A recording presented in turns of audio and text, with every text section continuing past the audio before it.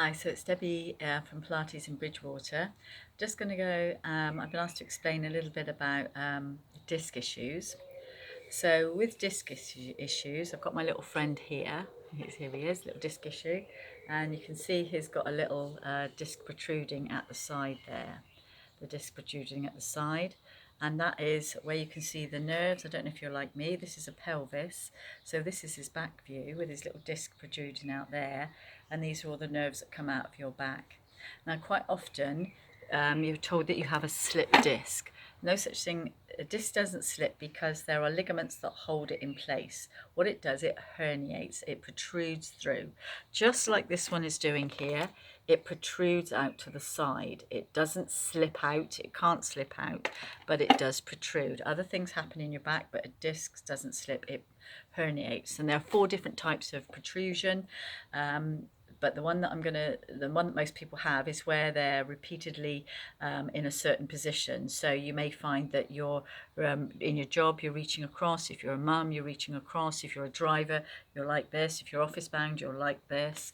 When you have childbirth, some things make you have relaxing in your system, which makes your everything nice and loose. So you're not as stable in your body as you were. That's in preparation for the birth. That's quite natural, but it does mean that your joints lack a little bit of stability. So things may be a bit all over the shop that way. And it can be that you repeatedly do this movement and it's fine, and then all of a sudden you'll sneeze or cough and you say, well, that's how I done my back, I don't know how. It's because there's been a persistent repetitive movement all the time.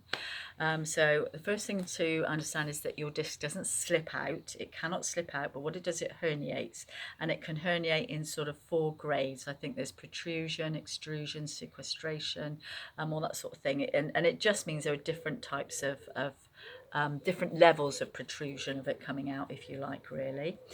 So we all have a risk of this as we get older. I think they did a study in Japan, and people who were around about 48, 50% of them had a disc, but they experienced no pain. They didn't experience any pain. It's just a sort of thing as we're moving around.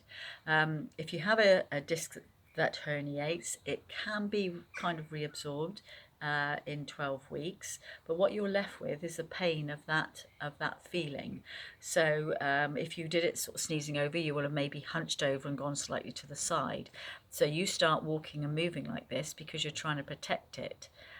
So if the disc has sort of come out that side, you don't actually want to go back in and squeeze the disc. So you end up doing this, maybe a little bit of rotation and all on one side. So that's not really helpful. So then what happens is, even if the disc sorts itself out, you're left with a muscular imbalance and the tightness of the neurological system, your nervous system, which feeds you information about pain and restriction and things like this. And that's what you kind of have to get over. So there's a myth that people don't, if you have a slip disc, you should rest, you don't move for the rest of your life. That's not how it goes now. Once it sorts itself out and it settles itself down, then you can recover, but you just need to be very gentle with your body because it's remembering that pain for you. It doesn't want you to do it again. So it kind of restricts your movement. Immediately you do something it thinks you're not sure what you're doing about, it will draw you back. So the main thing is you do your movements with control, because there are receptors in your muscles that react if you do something fast or with force. They immediately react like a seatbelt to stop you doing that sort of thing. So you've got to sort of regain your movement back. You need to kind of do it just slow and careful. You need to get your confidence back in your own body and your body's confidence back in you. So the way that you can improve it, massage good, because they're kind of helping to loosen up tight muscles really, and manipulation is also good because it reduces the muscular pull in this position, this muscular pull, so that your back can come back and realign, and then you can work with it. So massage is good, manipulation is good, gentle movement is good once you've got confidence.